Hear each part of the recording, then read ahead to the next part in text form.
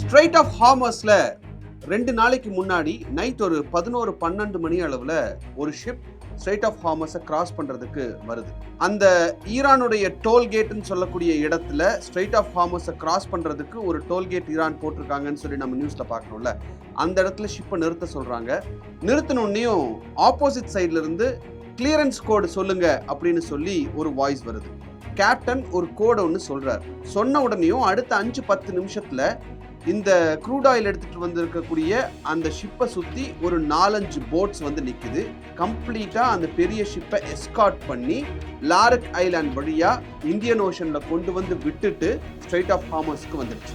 இப்போது இந்த straight of ஹார்மஸை கிராஸ் பண்ணி போன ஷிப் இருக்குல்ல, $2 மில்லியன் பே பண்ணி அந்த டோலை கிராஸ் பண்ணி வந்திருக்காங்க. பட் இங்கே தான் ஆக்சுவல் ட்விஸ்டே இருக்கு.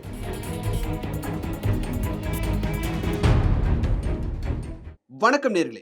ஒரு கப்பல் ஸ்ட்ரைட் ஆஃப் ஹார்மஸை கடந்து போகணும் அப்படின்னா $2 மில்லியன் பே பண்ணுன்னு சொல்லி ஈரான் சொல்லியிருந்தாங்க. இதன் மூலமா அவங்களுக்கு ஒரு $73 பில்லியன் அளவுக்கு ஒரு வருஷமும் ஒரு ரெவென்யூ கிடைக்கும் அப்படின்னு சொல்லி ஒரு கால்குலேஷன்லாம் வந்ததை நம்ம பார்த்தோம். ஆனா ஈரான் தரப்புல எல்லாருமே பே பண்ணணுமா அப்படின்ற ஒரு விஷயத்துக்கும் அவங்க விளக்கம் கொடுத்திருந்தாங்க. குறிப்பா 3 கண்டிஷன் சொல்றாங்க. இந்த 3 கண்டிஷன்ஸை நீங்க ஃபாலோ பண்ணீங்கன்னா உங்க ஷிப்புக்கு எந்த பேமெண்ட்டும் கிடையாது அப்படின்னு சொல்லி சொல்றாங்க. அது என்ன அப்படின்னா, ஈரானுக்கு எதிராக நடக்கக்கூடிய போர்ல நீங்க பார்ட்டிசிபேட் பண்ணக்கூடாது. ஈரானுக்கு எதிராக எடுக்கக்கூடிய இந்த போர் நடவடிக்கைகள் எதுக்குமே நீங்க சப்போர்ட் பண்ணக்கூடாது.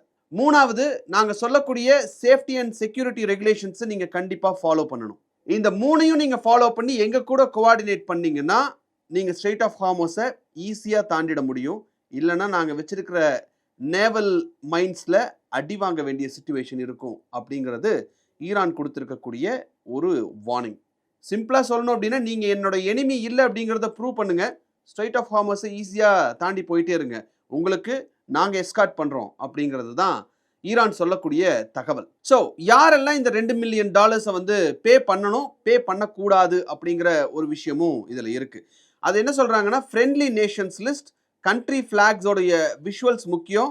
நீங்க பண்ற பேமெண்ட், நான் சொன்னேன்ல ஒரு ட்விஸ்ட் இருக்குன்னு, அந்த ட்விஸ்ட் சைனீஸ் யுவான்ல தான் பே பண்ணணும், டாலர்ல கிடையாது. ஸோ இதை வந்து ஈரான் வந்து ஒரு செலக்டிவ் பேசேஜ் பாலிசி அப்படின்னே சொல்றாங்க. இதுல என்னன்னா, ஸ்ட்ரைட் ஆஃப் ஹார்மஸ் வந்து யார் யாருக்கெல்லாம் ஓப்பனா இருக்கும் அப்படிங்கிறத தாண்டி யாருக்கெல்லாம் ஓப்பனா இருக்காது அப்படிங்கிறத பார்த்தோம் அப்படின்னா அது கொஞ்சம் லிஸ்ட் கம்மி. யூஎஸ் உடைய அலைஸ், அவங்களுடைய நட்பு நாடுகள் யாருக்குமே ஸ்ட்ரைட் ஆஃப் ஹார்மஸை ஃப்ரீயா கடந்து போறதுக்கோ இல்லை கடந்து போறதுக்கோ எந்த வாய்ப்பும் தரமாட்டோம் அப்படின்னு ஈரான் சொல்லியிருக்காங்க. அது மட்டும் இல்லாமல் ஐஎம்ஓ, இன்டர்நேஷனல் மேரிடைம் ஆர்கனைசேஷன்ல மெம்பரா இருக்கக்கூடிய 176 நாடுகளுக்கு ஒரு லெட்டர் ஈரான் இருந்து போயிருக்கு. என்ன அப்படின்னா, நான் ஹாஸ்டைல் வெசல்ஸ், அதாவது உங்க மேல எங்களுக்கு சந்தேகம் இல்லை, ஒரு பிரச்சனையும் இல்லைன்னு நாங்க நம்புற மாதிரியா இருக்கக்கூடிய வெசல்ஸ், சேஃப்டி ரெகுலேஷன்ஸை நீங்க ஃபாலோ பண்ணி வந்தீங்க அப்படின்னா உங்களுக்கு இந்த பேசேஜ் வில் பி ஓப்பன் அப்படின்னு சொல்லியிருக்காங்க. இது வரைக்கும் எந்தெந்த கண்ட்ரீஸ்க்கு இதெல்லாம் ஓப்பன் ஆயிருக்கு, இந்த பேசேஜ் ஓப்பன் ஆயிருக்கு அப்படின்னு பார்த்தீங்கன்னா, Malaysia, China, Egypt, south Korea, India, இந்த மாதிரியான கண்ட்ரீஸ் எல்லாம் ஸ்ட்ரைட் ஆஃப் ஹார்மஸ் வழியா ஷிப்ல அவங்களுக்கு தேவையான பொருட்களை எடுத்துட்டு வந்திருக்காங்க. பட் இதுல முக்கியமான விஷயம் என்ன அப்படின்னா, லாஸ்ட் 2 வீக்ஸ்ல நீங்க பாத்தீங்கன்னா ஒரு 26 ஷிப்ஸ் இந்த ஐஆர்ஜிசியுடைய டோல் பூத்தை கிராஸ் பண்ணி ஸ்ட்ரைட் ஆஃப் ஹார்மஸை விட்டு வெளியே வந்திருக்கு. அதுல 2-3 ஷிப்ஸ் $2 மில்லியன் பே பண்ணிட்டு தான் வந்திருக்காங்க. இந்த பே பண்ற ஸ்டெப் எப்படி இருக்கு அப்படின்றத பார்த்தா அது கொஞ்சம் இன்ட்ரெஸ்டிங்கா இருந்தது. So I thought I must share this to you. சரி, இப்போ நான் வந்து ஸ்ட்ரைட் ஆஃப் ஹார்மஸ்க்கு உள்ள என்னோட கப்பல் எடுத்துட்டு போயிட்டேன், இல்லை நான் வெயிட் பண்ணிட்டு இருக்கேன், நான் வெளியில வரணும்னா $2 மில்லியன் பே பண்றதுக்கும் நான் ரெடியா இருக்கேன். அப்போ நான் என்ன பண்ணணும்? ஸ்டெப் 1, இன்டர்மீடியட்ரி தான் நீங்க கான்டாக்ட் பண்ணி ஆகணும். ஷிப் ஆப்ரேட்டர்ஸ் டைரக்டா ஈரான் கிட்ட பேச போறது கிடையாது.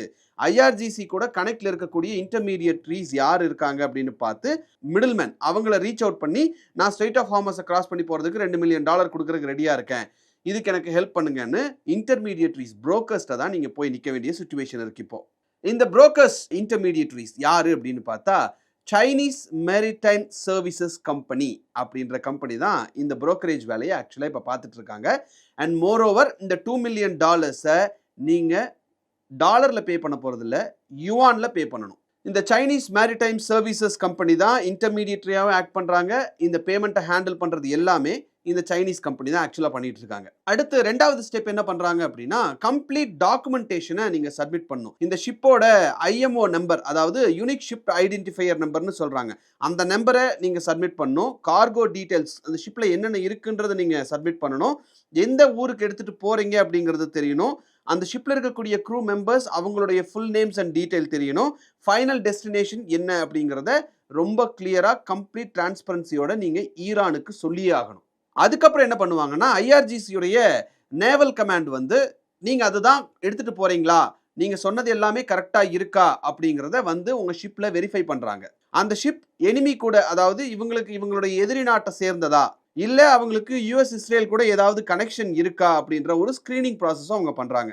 இந்த ஸ்கிரீனிங் ப்ராசஸ் முடிச்சதுக்கு அப்புறம் அந்த ஐஆர்ஜிசியுடைய நேவல் கமாண்ட் அந்த ஷிப்போட கேப்டனுக்கு ஒரு கிளியரன்ஸ் கோடு ஒன்று கொடுப்பார்.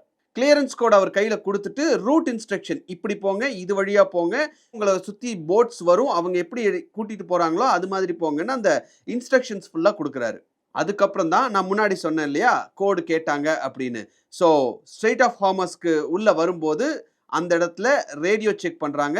ரேடியோ செக்ல தான் ஐஆர்ஜிசி கமாண்டர்ஸ் உங்களுடைய கோடை சொல்லுங்க அப்படின்னு கேட்கும்போது கேப்டன் அவருடைய கிளியரன்ஸ் கோடை சொல்லி அந்த கோட் அக்செப்ட் ஆனா மட்டும்தான் ஸ்ட்ரெய்ட் ஆஃப் ஹார்மஸை விட்டு அந்த ஷிப்பு வெளியே வர முடியும். அந்த கோட் அக்செப்ட் ஆனோடனே அந்த ஷிப்பு கொஞ்ச நேரம் அங்கே வெயிட் பண்ணணும். அதுக்கப்புறம் சின்ன சின்ன போட்ஸ் வந்து அவங்கள எஸ்கார்ட் பண்ணி லாரக் ஐலாண்ட் வழியா அவங்களை இந்தியன் ஓஷன்ல கொண்டு வந்து விட்டுட்டு திரும்ப போவாங்க. இது பார்க்கறதுக்கு ஒரு இங்கிலீஷ் மூவி மாதிரி உங்களுக்கு தோணலாம். பட் இது லீகலா அப்படின்னு கேட்டா இன்டர்நேஷனல் லா என்ன சொல்லுது அப்படின்னா, ஈரான் பண்ணிட்டு இருக்கிறது அப்படிங்கிறது கம்ப்ளீட்லி இல்லீகல். இதுக்கு UN convention of law of the sea அப்படின்னு ஒன்று இருக்கு. இதுல எல்லா ஷிப்ஸும் இன்டர்நேஷனல் ஸ்ட்ரெயிட்ஸை ஈஸியா கிராஸ் பண்றதுக்கான எல்லா ரைட்ஸும் இருக்கு அப்படிங்கிறது அந்த லா சொல்லுது.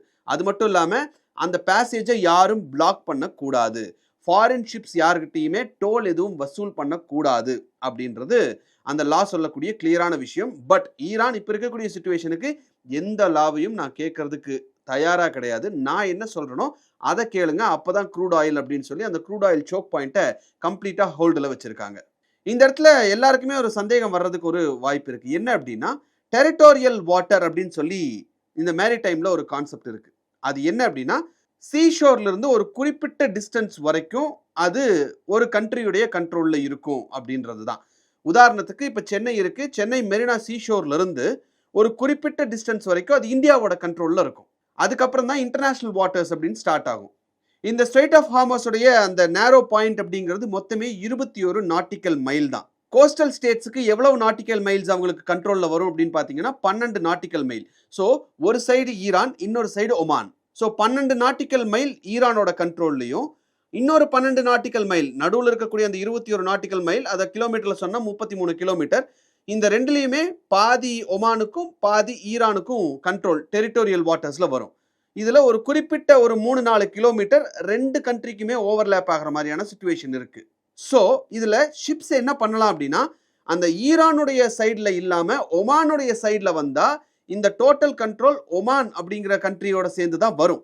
ஆனா ஈரான் அந்த பக்கம், அதாவது on the other side ship போனாலும் ஸ்ட்ரெய்ட் ஆஃப் ஹார்மஸை கிராஸ் பண்ணா நான் அடிப்பேன் அப்படின்றதுல கவனமா இருக்காங்க.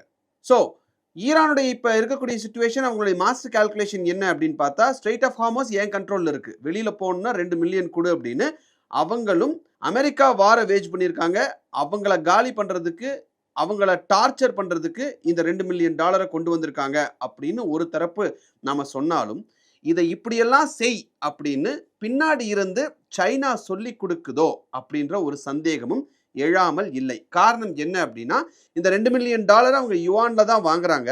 அதை தாண்டி இதை புரோக்கர் பண்ணி கொடுக்குற அந்த இன்டர்மீடியேட்டரியும் பார்த்தீங்க அப்படின்னா சைனீஸ் மேரிடைம் கம்பெனியா இருக்கிறதுனால, இதை வந்து ஐடியேட் பண்ணதுல இருந்து ரியலிஸ்டிக்கா மெட்டீரியலைஸ் பண்ண வரைக்கும் இதுல சைனாவோட பங்கு இருக்குமோ அப்படின்ற ஒரு சந்தேகம் இப்ப பெருசா எழுந்திருக்கு. இந்த இடத்துலயும் முக்கியமான விஷயம் என்ன அப்படின்னா, டாலரைசேஷன்.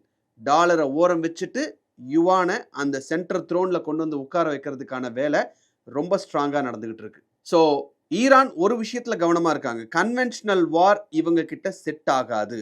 அதனால சோக் பாயிண்ட், எனர்ஜி சோக் பாயிண்ட்டை டோட்டல் கண்ட்ரோல்ல வச்சு எல்லாரையும் பணம் பே பண்ண வச்சோம் அப்படின்னா நமக்கு ரெவென்யூவும் வருது, அதே டைம்ல இந்த டோல் தான் நமக்கு ஒரு நெகோஷியேட்டிங் வெப்பனாவும் மாறும் அப்படின்றத ஈரான் முடிவு பண்ணி இறங்கி அடிச்சுக்கிட்டு இருக்காங்க. இதுக்கு பின்னாடி இந்த ஐடியாவை கொடுத்தது சைனாவா அப்படின்றது தான் இப்ப எல்லார்கிட்டயும் இருக்கக்கூடிய ஒரு பெரிய சந்தேகம்.